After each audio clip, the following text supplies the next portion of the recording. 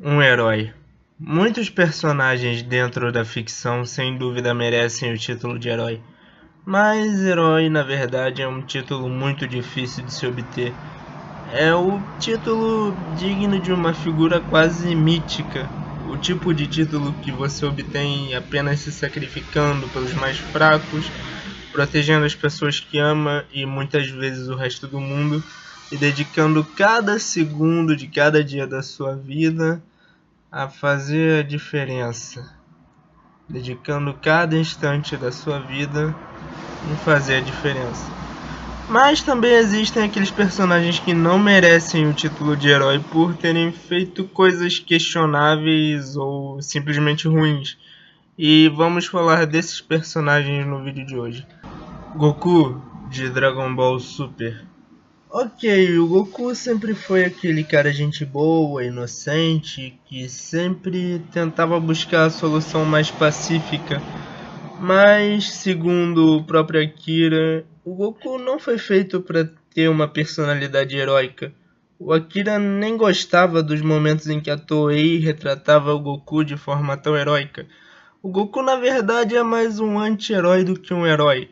Muitas vezes ele deixa os instintos de Saiyajin e a admiração dele por batalhas interferir no julgamento dele, o que faz com que ele cometa burradas, como por exemplo dar uma semente dos deuses ao céu, deixar que o Freeza use o 100% do poder dele em vez de aproveitar a chance para acabar logo com o Imperador do Mal. E na saga de Black no mangá esqueceu o selo do Mafuba. Tá, essa última foi mais burrice mesmo, mas vocês entendem, né? O Goku de vez em quando escorrega e deixa o instinto de Saiyajin tomar conta dele e não se dá conta do que ele tá pondo em jogo. O maior exemplo disso é na saga de Cell, onde ele faz o Gohan lutar contra o Cell, apesar de todo mundo tá contra isso, apesar de todo mundo dizer que o Gohan não estava preparado, que não era bem verdade. O Goku quis que o Gohan lutasse contra o Cell e não se importou muito com ele naquele momento. Então podemos dizer que o Goku não teve atitudes muito heróicas, apesar de ainda ter um bom coração e ainda se esforçar para salvar a Terra. Por isso ele tá no último posto. Vegeta, de Dragon Ball Z.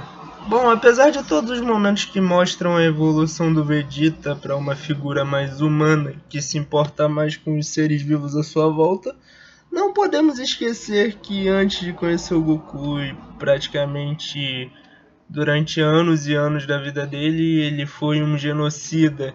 Ele matava espécies inteiras sem pensar. Ele era cruel e saía dizimando planetas. Matou incontáveis seres vivos.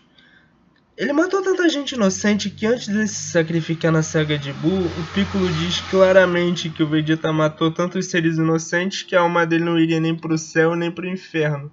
Seria jogada num tipo de limbo, esqueceria todos os recordos e aí seria utilizada para outro ser vivo. Ou seja, o Vegeta não era digno nem de ir pro inferno, mesmo depois de morrer protegendo seus seres queridos. Apesar de que o Emadaio meio que abriu uma exceção depois que ele se sacrificou.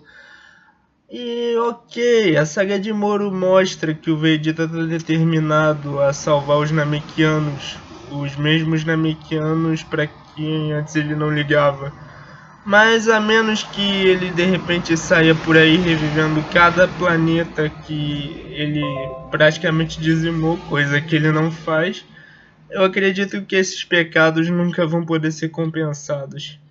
E por isso, apesar de tudo que o Vegeta fez para mudar, ele ainda tem muita coisa não heróica no passado dele. Por isso, eu coloquei ele aqui nesse posto. E também porque eu não quero destruir mais a infância de vocês. Prisioneiro Lindo Lindo, Prisioneiro Bonitão de One Punch Man.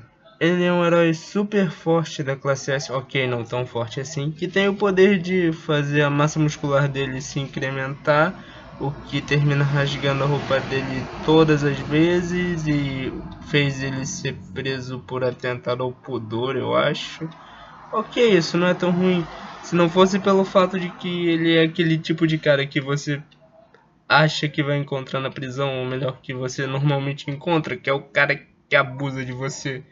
Sim, tem um monte de prisioneiros naquela prisão e ele é o chefe daqueles prisioneiros. E ele chama uma boa parte daqueles prisioneiros de namorados. Que esses namorados são as pessoas que foram abusadas por ele.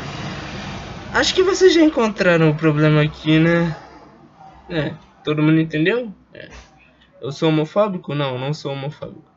Ok, se ele fosse o chefe da prisão porque ele é o mais forte de lá, o que é uma coisa que eu acho lógica, aí já seria outra coisa, mas ele é o chefe da prisão aparentemente mais porque ele abusa dos outros prisioneiros. Tanto é que no último capítulo do mangá onde ele apareceu, os prisioneiros se transformaram em monstros porque comeram as células de monstro e queriam se vingar dele. E qual foi o castigo que eles escolheram? Um beijo na boca, que é uma referência aos abusos que ele fez. Uma pessoa que abusa de outras pessoas que estão numa situação muito pior que a sua, que estão vivendo uma vida que já é uma completa porcaria, não é uma pessoa muito digna de ser chamada de herói, né? Tom Lucitor de Star vs as Forças do Mal, o antigo ex-namorado da atual ex-princesa de Milne, chega nesse posto do top. Porque imagina você terminar um relacionamento porque você tem um claro problema com ira e depois você se esforça para ser uma pessoa melhor e para superar seus problemas, o que é uma coisa bonita. Mas aí para tentar conquistar a pessoa que te largou antes de realmente fazer qualquer esforço para mudar, você engana essa pessoa para fazer ela ir num baile que gira em torno a uma maldição de uma lua sangrenta que junta duas almas à força por toda a eternidade. E mesmo depois de você ter tentado enganar ela e seu plano sair pela culatra, você termina junto com ela porque ela se convenceu de que você é uma pessoa melhor e agora vocês estão juntos namorando. Ok, eu reconheço o esforço que o Tom fez para melhorar, mas eu simplesmente acho meio ilógico que a Star fique com ele, sendo que ele tentou manipulá-la mais de uma vez. E é por isso que ele não merece tanto assim o título de herói. Sweet Mask, One Punch Man. Ela tá aqui porque afetou mais gente com as coisas ruins que ele fez. Basicamente o Sweet Mask é o herói número 1 da classe A, mas ele tem poder suficiente para estar entre os melhores da classe S sem muito problema. E ele prefere servir de filtro para as pessoas que pretendam entrar na classe S. Ok, isso não tem nada demais. Se alguém tivesse dado permissão para ele fazer isso, porque aparentemente ele faz isso por conta própria, e ninguém se dá conta e ninguém faz ele avançar a força para a classe S, sendo que ele tem todo o poder necessário e é injusto com outros heróis de classe A. Enfim, além do fato de ficar prendendo os heróis de classe A e se achar digno de ser o filtro para os heróis que vão avançar para a classe S, ele engana todo mundo e se preocupa muito mais com a imagem do que com o dever de herói. Ele prefere fazer os outros heróis ficarem mal do que se dignar a aparecer e ajudar quando o monstro aparece. E ele tem literalmente todo o poder que ele precisa e até mais do que isso. Mas ele é um egoísta, Mas ele é um egoísta que prefere ficar com a bunda dele sentado num sofá do que ajudar. Ele prefere manter a imagem dele. Ele prefere manter a imagem de bom moço dele do que se dignar a cumprir a tarefa dele como herói. E é por isso que ele é um dos personagens que eu mais odeio no anime também. Então é mais do que justo ele estar nesse top, não importa o quanto você acha ele bonito. Obito Uchiha, ou Obito Uchiha, ou Misterioso Mascarado, Misterioso, sei lá. Bom, eu não vou perder meu tempo dizendo o quanto eu não gosto dele, porque eu simplesmente não gosto de nenhum Uchiha. Sério, eu vou ter que fazer um vídeo separado de não sei quantos minutos pra dizer o quanto eu detesto os Uchiha. E bem, para encurtar a história, porque eles são responsáveis de boa parte das incoerências que você vê em Naruto e também boa parte dos power-ups loucos. E além do mais, o grande segredo do Kishimoto é que se um personagem é homem e é o Uchiha, ele é simplesmente perfeito, ele vai ser perdoado, ele é um gênio que domina todos os jutsus e dane-se os que treinam a vida inteira e conseguem power-ups bem fundamentados e poderes incríveis que, mesmo desafiando tudo que tá na escala de poder do mangá ou do anime, não derrotam esses desgraçados e, bem... Enfim, basicamente o Obito ele foi evangelizado como muitos personagens, só que o processo dele ocorreu literalmente na velocidade da luz. Sério, ele passou boa parte, na verdade ele passou praticamente o Naruto Shippuden inteiro, e até antes disso, até na época que o Naruto nasceu, ele estava atrás do Jinchuriki, que são os que têm as bijus, aqueles bichos gigantes selados dentro do corpo.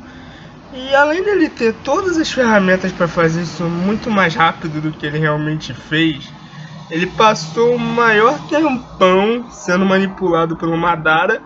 E aí, basicamente, quando o Madara revive no modo sábio, ele pensa: ah não, o Madara tá me trollando, eu preciso voltar pro lado do bem, preciso recuperar o meu caminho, eu vou precisar de uns 100 episódios para me redimir. Não, redime ele na velocidade da luz, ele morre dentro, entre as lágrimas do Naruto, que sei lá, o Naruto é basicamente o Jesus no contexto da história, então conseguir o perdão do Naruto já nivelava o Obito pro nível de uma pessoa normal, no mínimo. E aí ele chega no outro mundo, a Rin, que era a crush da vida toda dele, estava lá esperando, e disse que viu tudo que ele fez, todas as pessoas que ele assassinou, todas as vidas que ele arruinou, mas diz que tudo bem, porque ele se esforçou.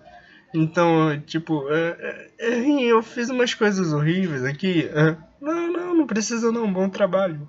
Precisou matar mais gente, mas muito bom trabalho, viu? Você se esforçou pra caramba. Enfim, eu prefiro pensar que aquele último diálogo que ele tem com a Rin foi uma alucinação que ele teve quando estava quase morrendo, em vez de ser uma redenção real no outro mundo. Porque, pra começar, eu nem sei se aquilo era o limbo ou era o céu, mas se aquilo por acaso fosse algum tipo de céu, o Obito com certeza não merecia ir pra lá. Então, aquele último diálogo que ele teve com a Rin foi uma alucinação. E tanto faz, eu não ligo pra quem pense o contrário, ele não merecia perdão. Obito Uchiha. Diamantes de Steven Universo. E eu não falo da diamante rosa, eu falo das 3 diamantes: amarelo, branco e azul. Elas são tiranas com milhares de anos que conquistaram planetas para fazer o império crescer, destruindo toda a vida orgânica que encontram pela frente e sem nunca dar a mínima para as coisas que já existiam naquele planeta antes delas chegarem. Elas apenas destruíam planetas e expandiam o seu próprio império. E ok, o Steven conseguiu evangelizar as 3? Como assim? Eu simplesmente não consigo me convencer completamente. Tudo bem que o Steven meio que encarnou a Pink em boa parte do Diamond Days e elas se convenceram de que o Steven era Pink, então ele meio que ficou no ciclo familiar dessas diamantes, mas simplesmente não tem muito sentido. E não tô falando que uma animação tenha que ser realista. Eu tô falando que não tem muito sentido na construção dos personagens em si. Porque se você estabelece que essas 3 são seres de milhares de anos com um ideal mais inquebrável do que o metal Kashin, porque a lógica me diz que quanto mais tempo você fica apegado a um certo ideal, mais difícil vai ser para você se adaptar a um mundo onde esses ideais já não são corretos, ou você simplesmente mudar de ideia, como diz a música Change Your Mind. E eu não digo que não existia uma solução pacífica para o problema. Eu só digo que principalmente Diamante Branco foi perdoada de um jeito muito fácil. Porque eu acredito que faltou no Steven Universo um momento ou um personagem que desse a seguinte mensagem pro Steven: que nem todo mundo pode ser convencido apenas com as palavras. Ok, ele é um pacifista, ok, ele crê no poder das palavras para ajudar as pessoas, mas não dá para ser assim com todo mundo. É como no final da temporada no Mob Psycho. O Mob também é um pacifista, o Mob também quer ajudar as pessoas na base do diálogo. Mas aí aparece o Mogami, que é extremamente poderoso e assustador, atormenta o Mob e deixa a seguinte mensagem para ele: que não dá para convencer todo mundo no diálogo. O Mogami faz justamente isso, e é justamente o que o Mogami fala pro Mob, apesar dele ser do mal, que deixa o Mob crescer como personagem e faz dele uma pessoa mais completa. O fato de que agora o Mob sabe que nem todo mundo pode ser convencido no diálogo fez dele um personagem melhor. E eu acredito que é isso que faltou no Steven Universo e que deu ao Mob Psycho um melhor final de temporada do que... talvez do que o final do Steven Universo. Ok, agora sim vamos botar fogo na minha cara.